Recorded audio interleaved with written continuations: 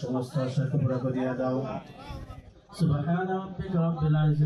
বিএনপির চেয়ারপারসন ও সাবেক প্রধানমন্ত্রী বেগম খালেদা জিয়ার দ্রুত আরোগ্য কামনায় রাজধানীর উত্তরখান থানা বড়বাগ এলাকায় এক দোয়া মাহফিল অনুষ্ঠিত হয়েছে। বৃহস্পতিবার বিকেল ৫টায় এই দোয়া মাহফিলের আয়োজন করা হয়।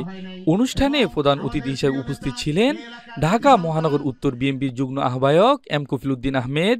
বিশেষ অতিথি হিসেবে উপস্থিত ছিলেন ঢাকা মহানগর উত্তর বিএনপির সদস্য মোতালেব হোসেন রতন। এ সময় তারা খালেদা জিয়ার সুস্থতা ও দীর্ঘায়ু কামনায় দেশবাসীর কাছে দোয়া চান।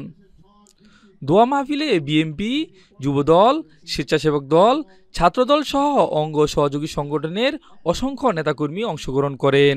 আলোচনা শেষে দোয়া ও মুনাজাতে খালেদা জিয়ার রোগ মুক্তি এবং দেশের শান্তি ও সমৃদ্ধ কামনায় দোয়া করা হয়। Desk report Ibrahim Hasan.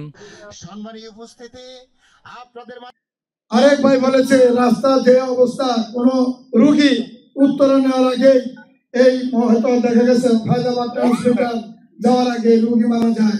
রাস্তাঘাট কি ট্রাফিক, রাস্তাঘাটের অবস্থা বেহাল। তাহলে আজকে তো আমরা 18 বছর পর আপনাদের কাছে আসছি। এর আগে কি এলাকায় লোকজন বসবাস করে নাই? তারা কি বলতে পেরেছে এমনি ভাবে তারা উঠন বৈঠক করেছে? তারা করে নাই। তারা করলে কি হবে? জনগণ তাদেরকে গলা চিপা ধরবে। তারা ভয়ে তারা জীবনে এলাকায় আসে নাই।